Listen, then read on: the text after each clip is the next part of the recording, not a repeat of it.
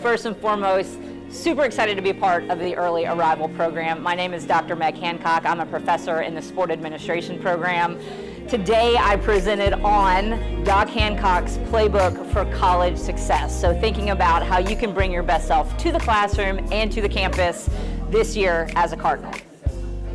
Thank you for choosing U of L. I am so excited that you are starting your college journey with us, and I hope you finish it with us. What do you think, what are you worried professors already expect you to know?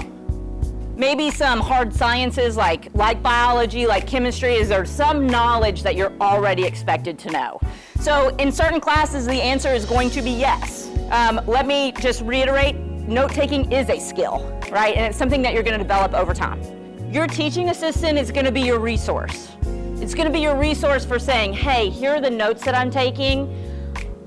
Can you help me with this, right? Can you help me see if these are the right structure? Can you help me see if I'm collecting the right information? Your faculty members are going to not just say, here, do this, we're gonna ease you in, right? We've got to do a review.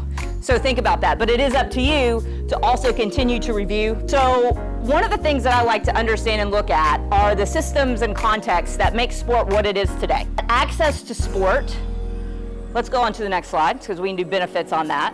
Especially for young people, early in life has tremendous benefits.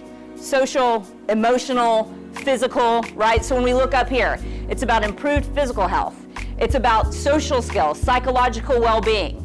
Sport and physical activity helps people feel like they belong and develop pro-social behaviors. So when we think about pro-social behaviors, we're thinking about how people work together on a team. Here's what I want you to know.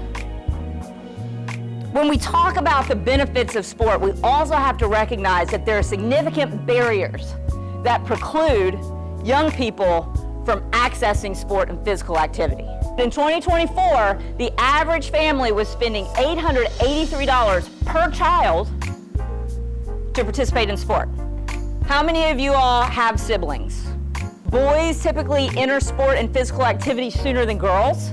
And I will tell you, girls also drop out of sport and physical activity sooner than boys. That's my office right there, SAC 105 East, the HSS suite.